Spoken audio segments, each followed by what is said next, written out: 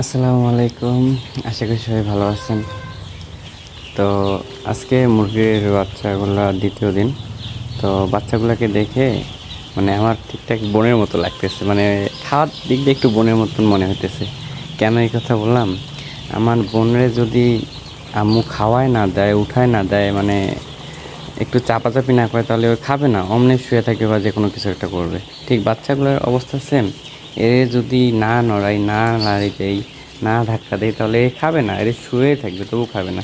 এই যে দেখেন বাচ্চাগুলোর অবস্থা, মনে হয় ওই নাই, ওই নাই, মানে কি অবস্থা, ওই নাই, কিরে আসিস, এই যে আছে। তো এই অবস্থা হয়েছে বাচ্চাদের। মানে এদের যতক্ষণ না বুলাবেন, যতক্ষণ না এদের করবেন, ততক্ষণ এরা নড়বেও না, খাবেও না, অমনিই শুয়ে থাকবে। এই জন্য ব্রয়লার বাচ্চা বলে। মাঝে মধ্যে মানুষকে বলা হয় না যে ব্রয়লারের মতো নড়িস না, বাচ্চাদের দেখলে বোঝা যায়।